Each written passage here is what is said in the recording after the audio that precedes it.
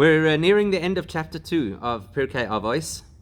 So that's a sign of progress. That means that we're getting places. That means that we're doing well. Thank God. Baruch Hashem. And this particular Mishnah that we're going to learn today, at first, when we learn it, you're going to see there are three teachings. Remember, we previously learned that there was the story of Rabbi Yochanan ben Zakkai and how he had 5 outstanding students. And then the teaching was that each of those 5 students would in turn teach us 3 major principles. So we're now at the point where we're going to look at who's called Rabbi Shimon in the Mishnah, and we're going to discover which Rabbi Shimon he is, because there are a number of Rabbi Shimons around. And there are 3 things that he teaches us. The only problem is that when we look at them initially, it looks as though the 3 are completely unrelated, and that's strange, because a Mishnah should have a theme, and that's usually how it works. And whatever it is in the theme of the Mishnah, that should carry through the entire theme of the Mishnah. So it's a bit odd for us, a little bit, it should immediately get us to wonder what's going on. Why do we have 3 principles that Rabbi Shimon teaches us that seem to have absolutely nothing to do with each other? So that's going to be our main question. How do we string together a theme through all 3 of these things? And what we're also going to analyze, and it will be part of the answer, is who said it? Who's the rabbi speaking? Which Rabbi Shimon is it? Because what you'll find as a rule in the Mishnah is when you know who the author is, very often that in itself already gives you insight into what the message is. So it's really important always just to pay attention to who is speaking. Okay, let's take a look at the Mishnah. And once we've done that, then we can start to look at it in greater detail. So here's the Mishnah. What happened over here? Why is it... Sorry. I don't know why it went off there. Okay, Rabbi Shimon Omer.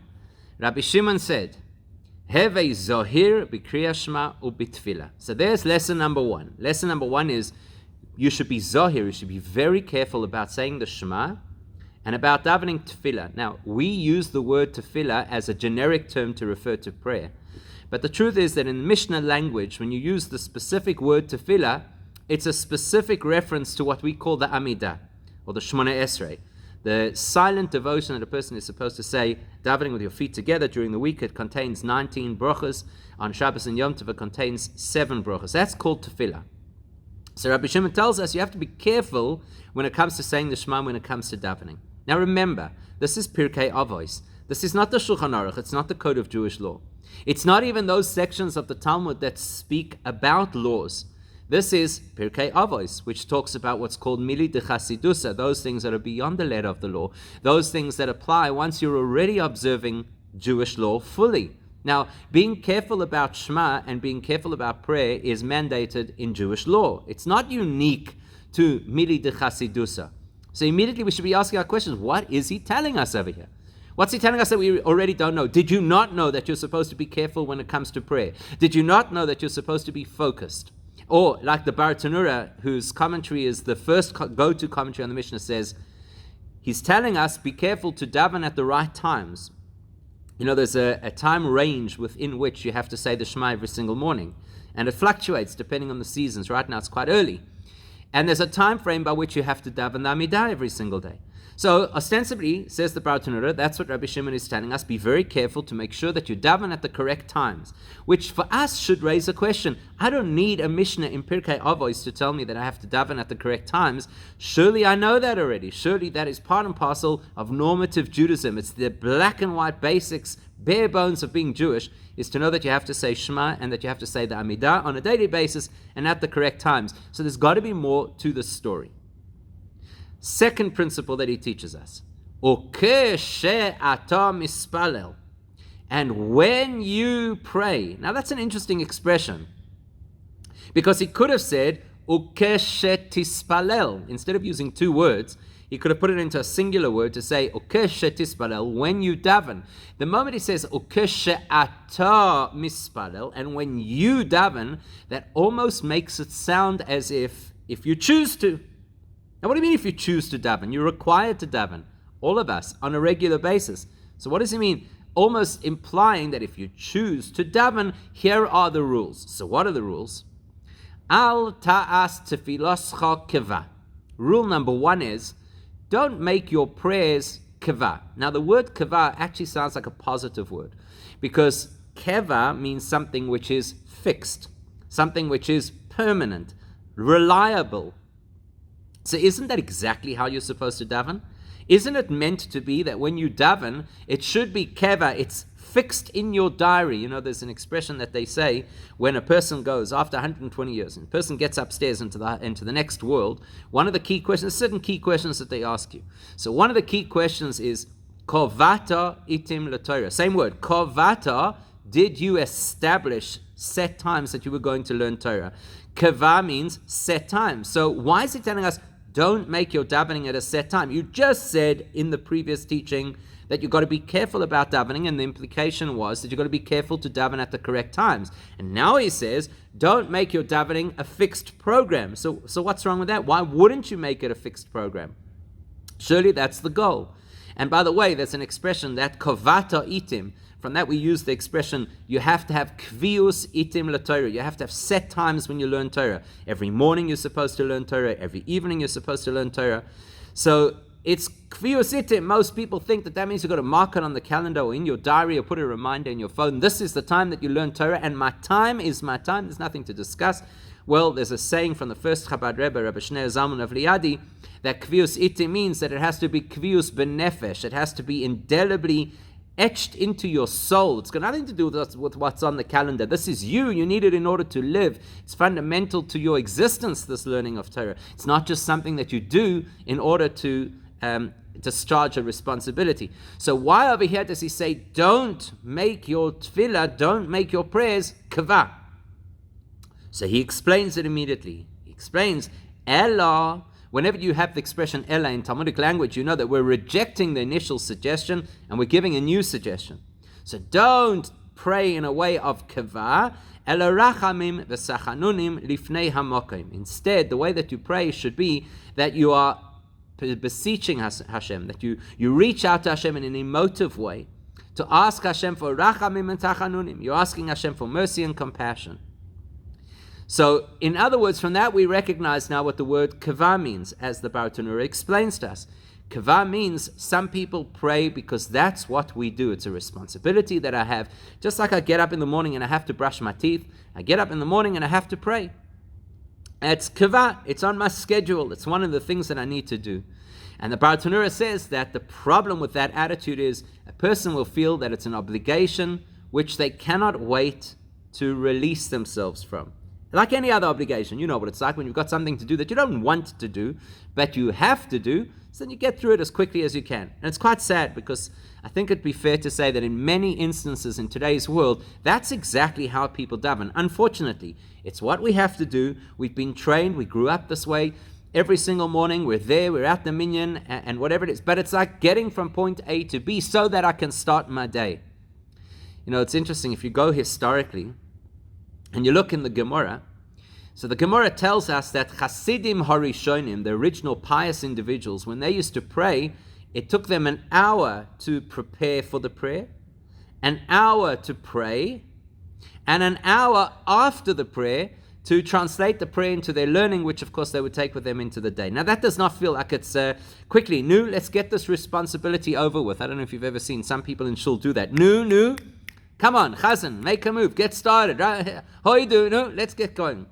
So that's exactly what he's telling us. It shouldn't be that kind of an experience where we daven because we've got items to do on our agenda, and prayer happens to be one of them. So as soon as we can get the prayer out of the way, then we can start the day. That's not how you're supposed to do it. Rachamim v'sachanunim. It's supposed to be personal, and it's supposed to be emotional, and it's supposed to be that you're reaching out to Hashem to receive and to get compassion from Hashem, and that's like a really big part of our lives. That's how you should daven. And then he doesn't stop there. He brings a pasuk, a verse, in order to prove this point. Shenemar, as the pasuk says, Ki chanun v'rachum hu.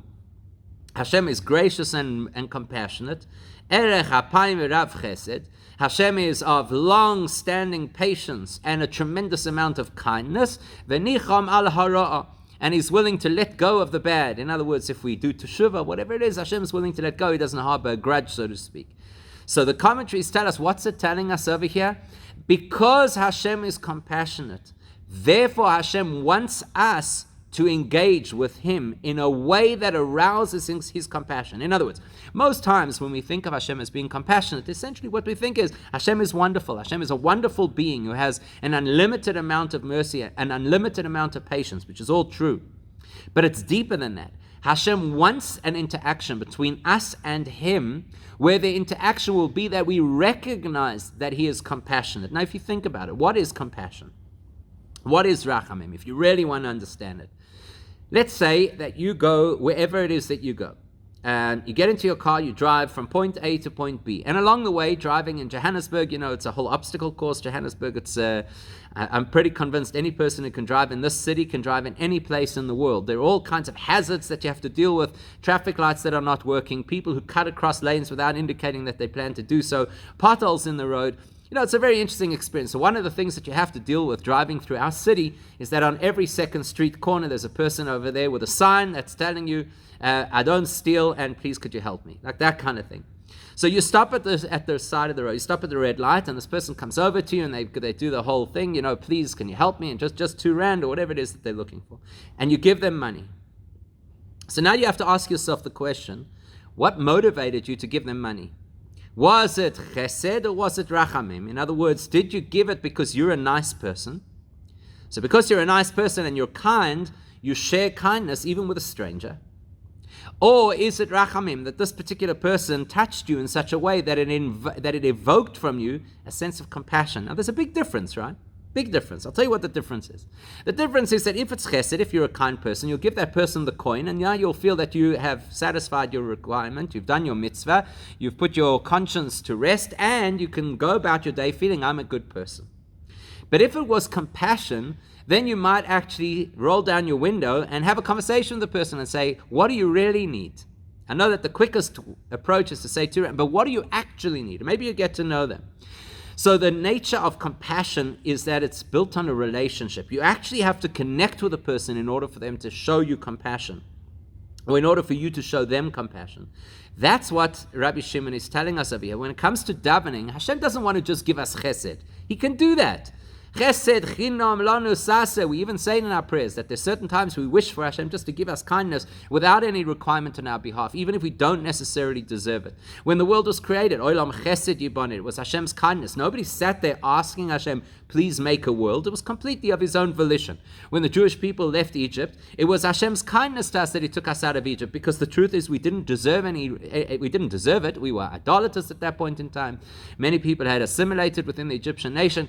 We didn't deserve it, and then Hashem gave us an opportunity. He said, listen, here's a mitzvah for you to do. If you do this mitzvah, it will kind of qualify you for the redemption. But it was essentially his kindness. That's not the relationship Hashem would like to have with us. He's capable of it, obviously. Rav Chesed, he has a tremendous amount of kindness, but he would prefer rachum v'chanun.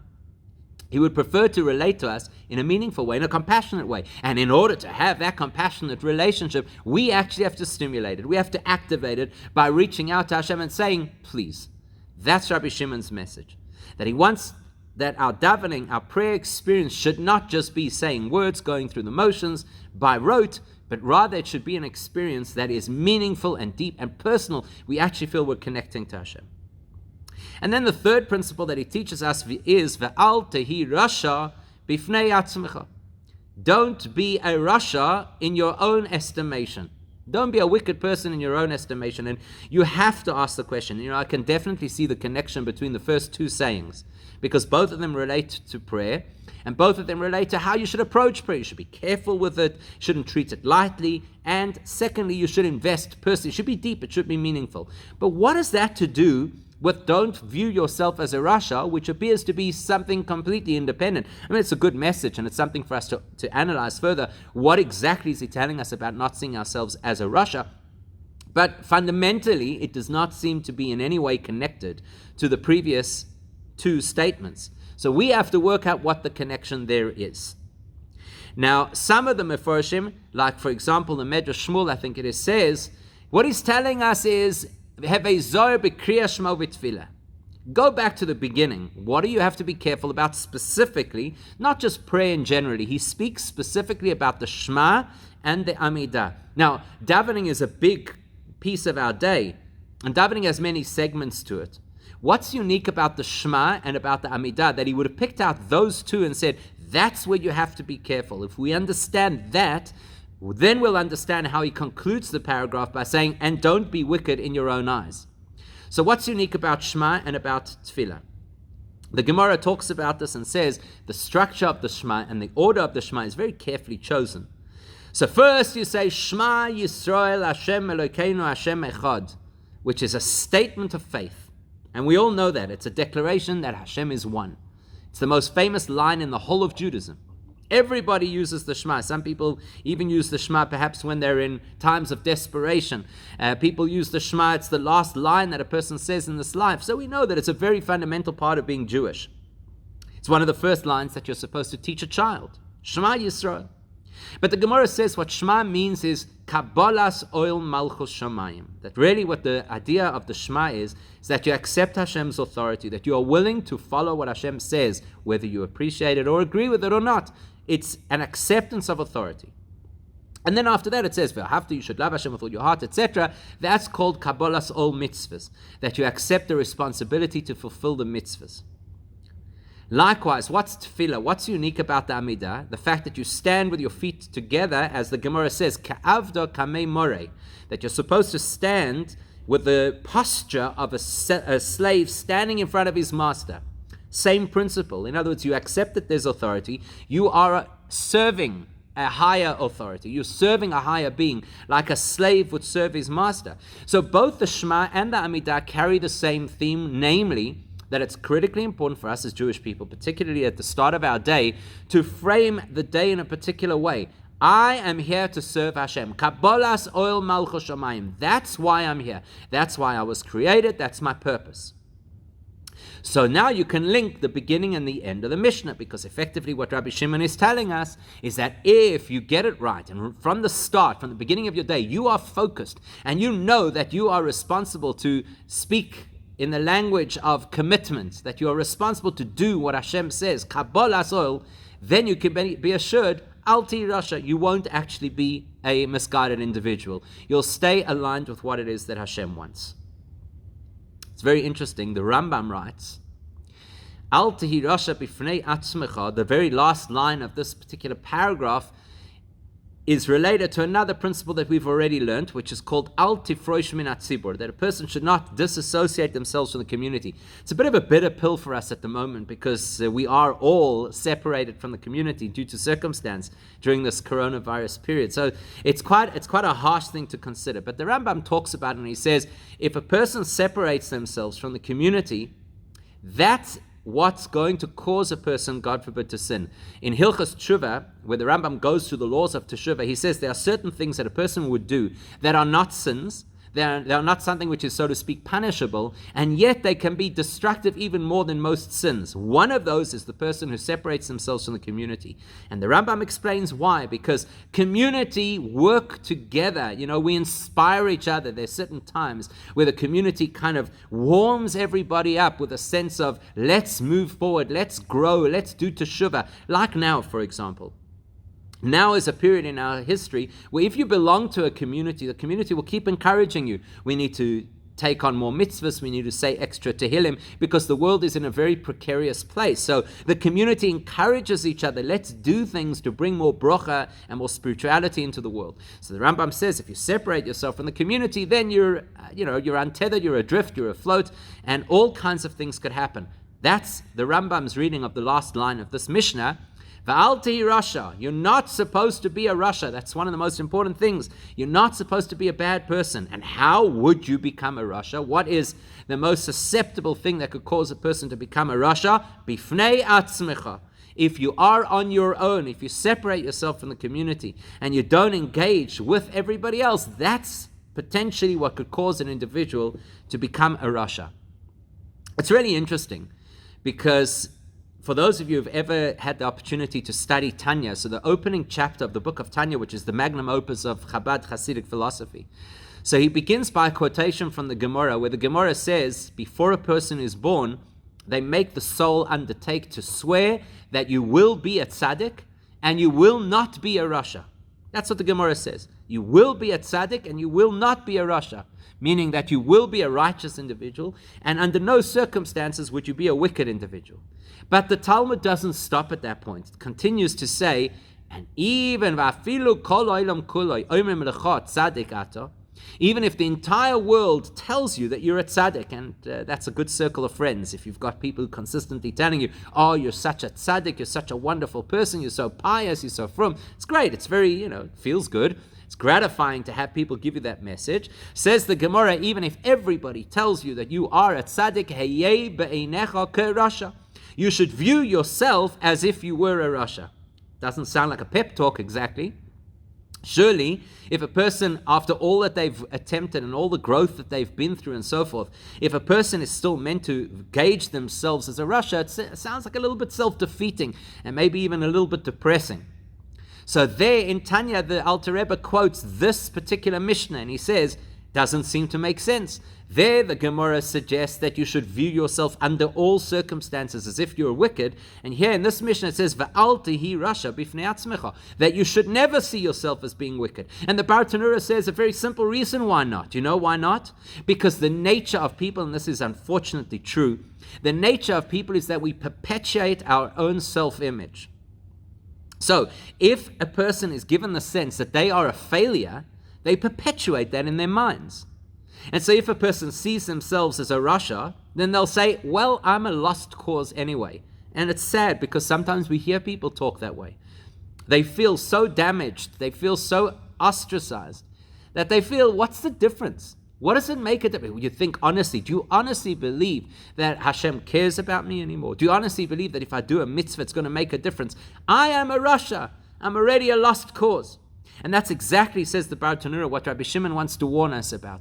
Don't fall into that trap of being too harsh on yourself and calling yourself all kinds of negative things, because it will only cause a person not to do what they should. Now that's tricky for us because we know that there's a principle of teshuvah, and we know that in order for a person to do teshuvah, they have to be honest with themselves. The basic of teshuvah is you have to verbalize what you did wrong. That's why we have that whole list on Yom Kippur, al chet, because you actually have to verbalize. You have to confess verbally that this is what you've done wrong. So we understand in Judaism that we have to confront our dark side. What kind of a thing is this? What's Rabbi Shimon telling us? Al tihi rasha bifnei atzmecha. Don't see yourself as a rasha. Well, make up your mind, because you're telling me that I'm supposed to be honest, and I'm supposed to confront my problems, and I'm supposed to own them, and I'm supposed to fix them. So which one is it? Do I see the dark spots, or do I ignore them because of this principle? Don't be a rasha in your own estimation. It's quite a difficult balance for a person to achieve. So let's understand this concept. It's a very interesting concept. Can we all acknowledge that we know very well, and it's been drummed into us 1,000,001 times, that one of the most dangerous things you could ever do is speak Lashon Hara? Why? Because that's true. That's why it's been drummed into us, because one of the worst things that a person could ever do is speak Lashon Hara. But now you've got to ask yourself a question. What's wrong with Lashon Hara, actually? Because the definition of Lashon Hara is that you're telling the truth. The information is accurate information. So if it's true and somebody's done something wrong, why is it so terrible if I should share that they've done something wrong? And one of the beautiful explanations is this. Because let's say that there is an individual who's done something wrong. And remember that the definition of Lashon Hara is that it's not already public knowledge. Once it's public knowledge, it's a different category. So here's somebody who's done something wrong. We have to assume that they're uncomfortable with their choice post-fact. As the Talmud uses the expression, it says, Reshoim meleim charotos. The nature of wicked people in the Jewish community is that they constantly live with guilt and regret. And if you don't believe that, just have a look around. We all know that we suffer from a fair amount of Jewish guilt. So the person already feels bad about what they've done. The one thing that they need in order to help themselves to rehabilitate is the privacy of them dealing with their demons so that they can fix them.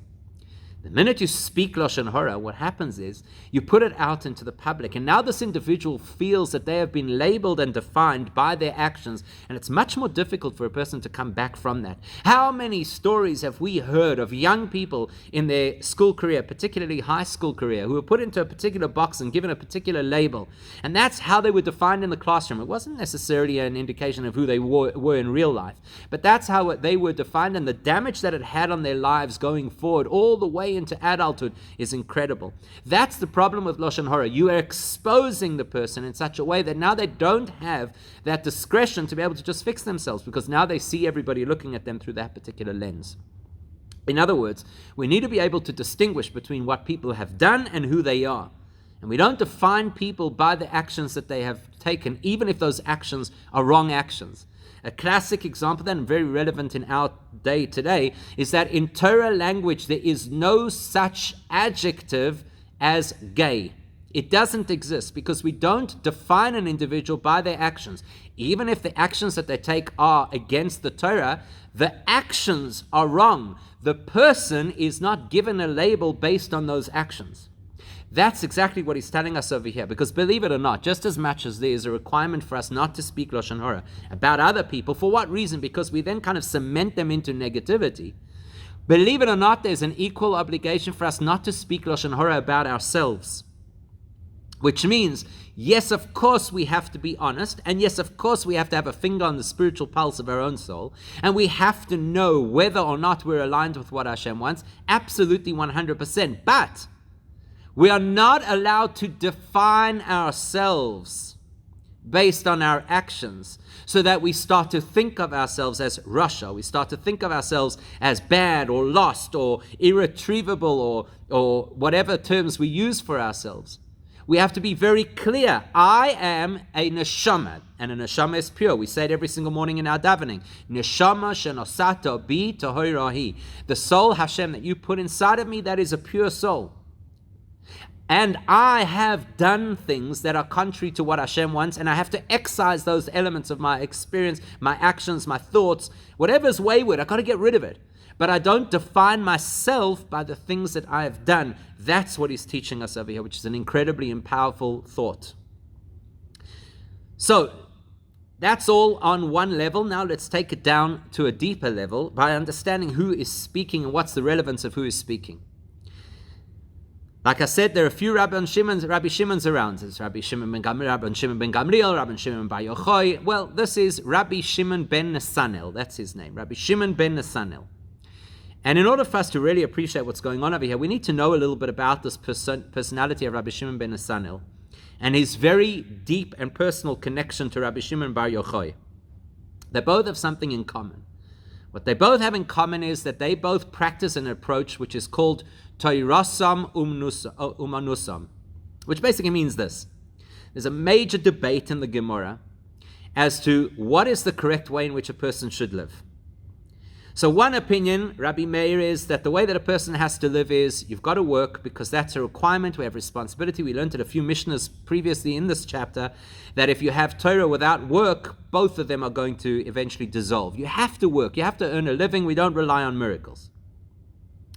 Rabbi Shimon bar Yochai took a different approach, and he said that the requirement that we have is to learn Torah. V'hagisa bo yomam v'layla. The verse tells us you have to learn Torah day and night, 24/7. That is our responsibility, and Hashem will take care of all the rest of our needs. And eventually the Gemara comes to the conclusion that many people tried Rabbi Shimon's approach and they failed. But Rabbi Shimon bar Yochai did not fail. Him and a very limited group, a small group of rabbis of that time, they became Toirasam Umanusam. Their full-time occupation was learning Torah. And you know what's interesting about that? Halachically, because they were so engaged in Torah learning, Toirasam Umanusam, because their Torah was their full-time occupation, they were excused from davening on a regular basis. It's a fascinating principle. To put it slightly differently, the reason that we are required to daven every day is because we're not learning Torah 24/7. But if you were learning Torah 24/7, it actually creates a deeper connection to Hashem than prayer does, because Torah is Hashem's words. So the minute I engage with Torah, I'm already linked into Hashem. Whereas when I daven, sometimes I connect, sometimes I don't connect. In other words, the whole goal and purpose of davening is from the bottom up. I'm trying to link myself up with Hashem, as opposed to Torah, which is Hashem putting himself available to me. So these great sages like Rabbi Shimon Bar Yochai, they did not daven on a regular basis. For example, Rabbi Shimon Bar Yochai, we're told, davened once a year. Imagine that? And the reason he only davened once a year was because he wasn't required to daven, because he was so caught up in his relationship with Hashem through Torah learning that it excused him from davening.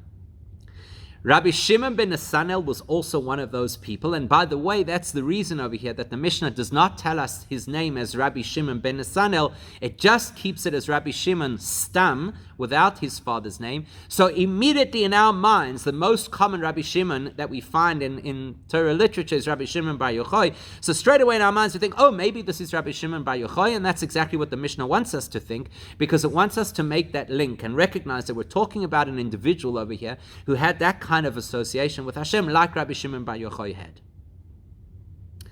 So now Rabbi Shimon ben Nesanel has to speak to two groups of people in this Mishnah.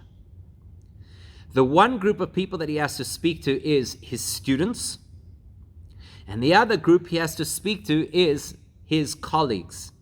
And the difference between them is that his students obviously were not yet at this level that they could learn Torah 24/7, and maybe have never gotten to that level because it is extremely rare. So they had to daven on a regular basis. So his first stanza is directed towards them, and his second stanza is directed towards his contemporaries, who were also people who had Torasam, Umnasam. They also used to daven from time to time. So to the first group he says as follows: probably one of the most important things for a teacher to teach students is, you need to know your limitations. That's effectively what he's telling them. Don't pretend that you are who you are not. It's quite sad how much of that happens. You know, people kind of hero worship. And it happens in every society. Fortunately for us, the people who we hero worship are the people worth hero worshipping. You know, you see a particular rabbi and say, I want to be like that. You see a particular individual who's really pious, who's really focused, who's really kind. I want to be like that. That's healthy hero worship. But we have to know our limitations. So Rabbi Shimon says to his students, look, I know that the way you observe me is that you see that I don't daven, because I'm learning Torah 24/7. And I'm afraid that some of you may now start to believe that you could also do the same thing. Not that you won't daven, but perhaps because you observe me, you might think that Torah learning is so important that you don't have to daven at the correct times. That's what you might think. So therefore, Rabbi Shimon says to them, Hevei zahir b'kriyas Shema u'b'tefillah. You have to be very careful with Shema, even though your teacher is a teacher who doesn't ever daven. And that might give you the impression that davening is a little bit more flexible and perhaps not so cast in stone. I need you to know, Hevei zahir b'kriyas Shema u'b'tefillah. You have to be scrupulous to make sure that you daven at the right times. Don't take your example from me. Reminds me a little bit of a story. There was a chassid called Rabbi Abba Pliskin. Very interesting character, a person who was deeply, deeply dedicated to Judaism, spent 20 years in Siberia and never broke Shabbos once during that whole period. Very interesting personality. Eventually, when he came out of Russia and he went to Israel, so he became a mashpia, as we call it in the Hasidic world, which means a mentor to the yeshiva students and to members of the community. And he once asked the Rebbe, what is the secret? How do you inspire people? So the Rebbe told him, tell them stories of Hasidim. Because if you tell people stories of Rebbes, they'll say, that's a Rebbe. And Rebbe's in another league, you know, it doesn't relate to me. I can't do any of those things. But if you tell people stories of Hasidim, they can say, those are people just like me. And if they could behave in a particular way and they could uphold a particular standard, surely I could do the same. Rabbi Shimon is kind of giving us a similar message. He says, don't try and model yourself after your Rebbe, after Rabbi Shimon ben Nesanel. You can't. It's a different league. We're not speaking the same language. And if you're going to attempt to live as I live, it's actually going to blow up in your face. So you need to be in a relatable world, in a world where you daven as you should, and other people should watch you daven as you should, and they'll learn that they should daven as they should, and that's really important. That was his message to his students. Then Rabbi Shimon has a message to his colleagues, because he knew that his colleagues like him were teirasam umnasam. They were completely absorbed in Torah learning all of the time, 24/7. So he says to his colleagues, he says, Ukeshe atam mispalel.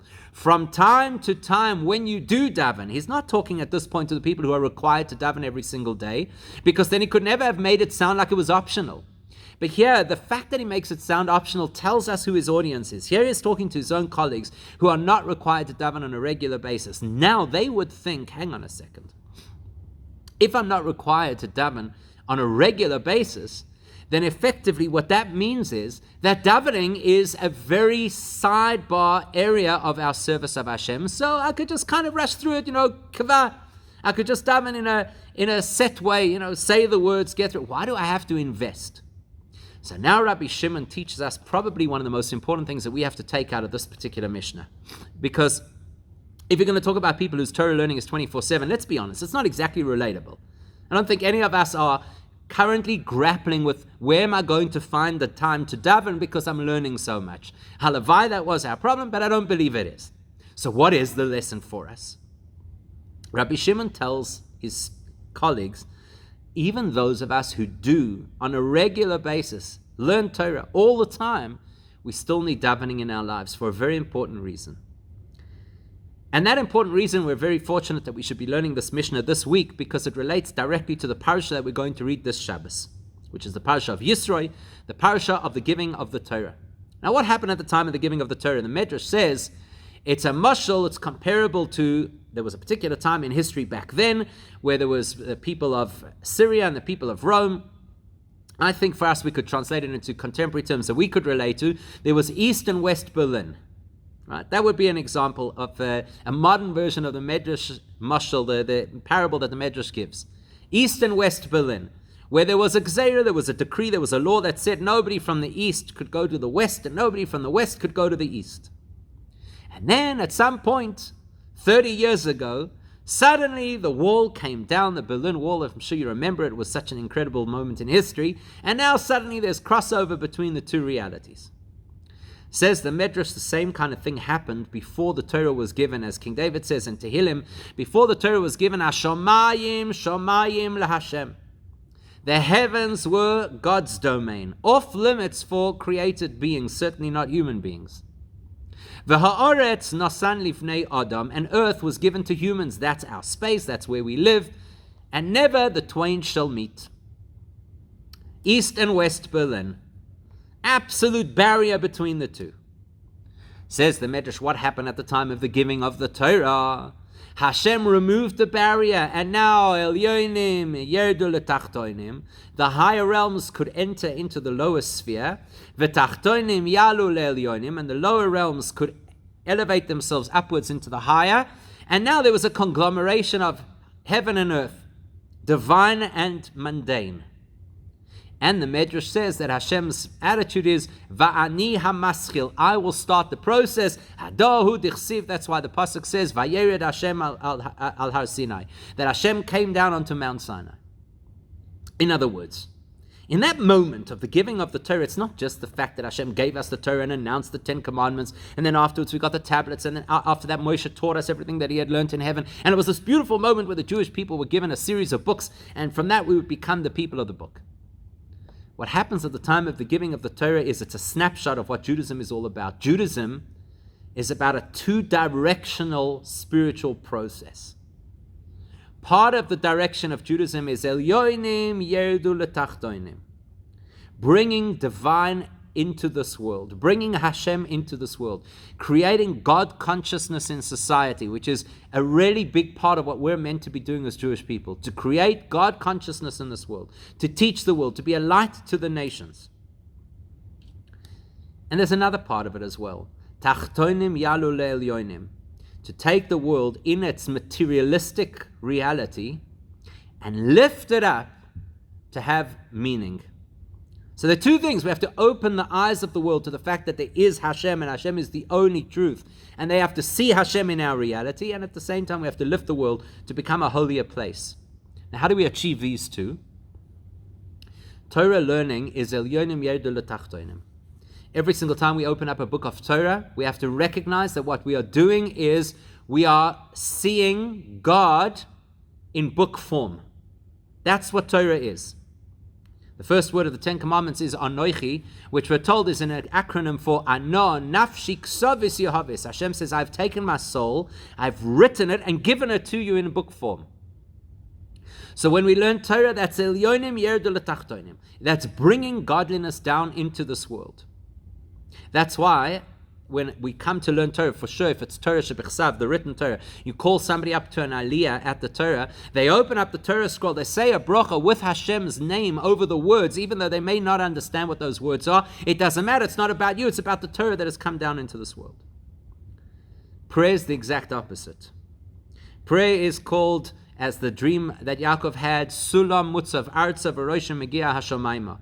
Prayer is seen as the metaphor of the ladder that stands on the earth and reaches up into the heavens, and you've got to climb. You've got to climb rung by rung.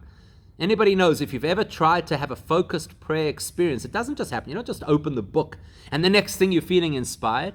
You have to wade your way through distractions, disturbing thoughts, noise in the background, until eventually you reach a point of focus. You're climbing a ladder, and therefore prayer represents elevating the world towards Hashem. Says Rabbi Shimon ben Esanel to his colleagues, he says, our primary focus is Elyonim Yerdu L'Tachtonim. We're these superstar tzaddikim, and our job is to bring as much holiness and divine energy into this world as possible. So you might then be mistaken to believe that that's good enough. You might be mistaken to believe that the objective can be achieved only by the holiness that you bring into this world. Says Rabbi Shimon, no, it's not the case. You need to equally also have you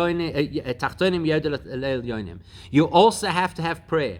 On those occasions when you daven, it has to be rachamim esachanunim. It's got to be an engagement. It's got to be that you're literally working with yourself to get to a point of actually feeling enthusiastic and excited and passionate about Hashem. You move yourself from the bottom upwards, because it's only with the two together that we achieve the purpose for which Hashem created the world. So who's going to teach us this? Of all the rabbis that are out there, who's going to teach us this? Well, we're going to see that Rabbi Shimon, as mentioned, Rabbi Shimon links us to Rabbi Shimon Bar Yochai. So you're going to notice that all the Rabbi Shimons in the Talmud, in the Gemara, in the Mishnah, they all have something in common, and that, of course, is their name Shimon. Why were they given the name Shimon? So you go back to the very first person in the Torah who was called Shimon, the second son of Leah, wife of Yaakov. How did she give him the name Shimon? She said, Ki shama Hashem, ki snu'a anoichi. Hashem has heard. Shimon comes from the word shomea, which means to listen, to hear, like Shema Yisrael. Now, when we say Shema Yisrael, and this, of course, links back to the whole flow of what it is that we're learning over here. When we say Shema Yisrael, what are we saying?